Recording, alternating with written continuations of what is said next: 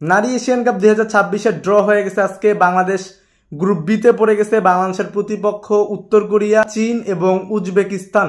সব দলই বাংলাদেশের থেকে অনেক অনেক এগিয়ে আছে। বাংলাদেশ কারো ধারের কাছেই নেই। বাংলাদেশের র্যাঙ্কিং 128। বাংলাদেশের সমর্থকরা আজকে ড্রতে আশা করেছিল পট 2-এ থাকা ভিয়েতনামকে। ড্রতে 4টা করে পট ছিল, প্রত্যেকটা পটে 3টা করে দল ছিল, প্রত্যেকটা পট থেকে একটা করে দল নিয়ে 3টা গ্রুপে বিভক্ত করবে এ বি সি। বাংলাদেশের সমর্থকদের পট 1 এবং পট 3 নিয়ে কোনো চাওয়া পাওয়া ছিল না, কারণ পট 1 থেকে যে দলটাই আসতো সেই দলই শক্তিশালী দল হইতো। এখানে জাপান ছিল 7 নম্বর র্যাঙ্কিং যাদের, উত্তর কোরিয়া ছিল 9 নম্বর র্যাঙ্কিং যাদের, 15 নম্বর র্যাঙ্কিংয়ে থাকা স্বাগতিক অস্ট্রেলিয়া ছিল। তো অর্থাৎ যে দলই আসতো এই 3 দলের মধ্যে আমাদের গ্রুপে বাংলাদেশের প্রতিপক্ষ হইতে তারাই কিন্তু শক্তিশালী দল হইতো। তো এই পট নিয়ে বাংলাদেশের সমর্থকদের কোনো চাওয়া পাওয়া ছিল না। পট 3-এ ছিল ফিলিপাইন, চাইনিজ তাইপে, উজবেকিস্তান। 3টা দলেরই 40-এর উপরে র্যাঙ্কিং।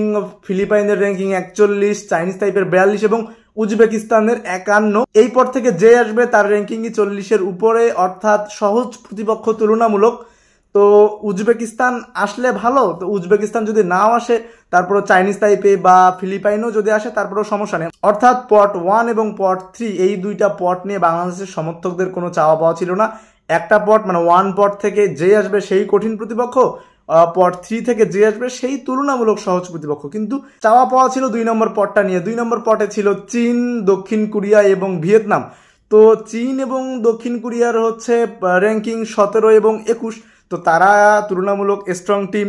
এবং ভিয়েতনামের র্যাঙ্কিং কিন্তু ছিল 37। অর্থাৎ পট 3-এ যারা আছে 41, 42 র্যাঙ্কিং বা 51 র্যাঙ্কিং তাদের কিন্তু কাছাকাছি ওই চাইনিজ তাইপে বা ফিলিপাইনের কাছাকাছি কিন্তু ভিয়েতনাম ছিল। তো পট 2 থেকে যদি ভিয়েতনাম আমাদের গ্রুপে আসতো তাহলে কিন্তু আমরা 2টা তুলনামূলক সহজ প্রতিপক্ষ পাইতাম। মানে ভিয়েতনামকে পাইতাম 37 র্যাঙ্কিংয়ের, আর পট 3 থেকে তো উজবেকিস্তান আসছেই 51 র্যাঙ্কিং। উজবেকিস্তান যদি নাও আসতো, চাইনিজ তাইপে বা ফিলিপাইনও যদি আসতো, তারপরে 37 এবং 41, 42 অথবা 51 র্যাঙ্কিংয়ের, মানে অর্থাৎ 2টা আমরা সহজ প্রতিপক্ষ পাইতাম। আমাদের গ্রুপে 4টা দল আছে, 4টা দলের মধ্যে যদি আমরা 2টা তুলনামূলক সহজ প্রতিপক্ষ পাইতাম তাহলে ওই 2টা দলকে যদি নিজেদের সেরাটা দিয়ে হারাইতে পারতাম তাহলে টপে যে ছিল বা অর্থাৎ পট 1 থেকে যে দলটাকে আমরা পাইছি ওই দলের সঙ্গে যদি আমরা হারতামও তারপরেও কিন্তু আমরা টপ 2-তে থাকতে পারতাম। আমরা যদি টপ 2-তে থাকতে পারতাম তাহলে বিশ্বকাপে একটা খেলার চান্স হইতে পারতো বা অলিম্পিকে একটা খেলার চান্স হইতে পারতো, মানে এরকম একটা সুযোগ আমাদের কাছে তৈরি হইতো। কিন্তু সব চাওয়া পাওয়া তো আর মিলবে না। ড্রতে ভাগ্যে যা ছিল তাই আসছে।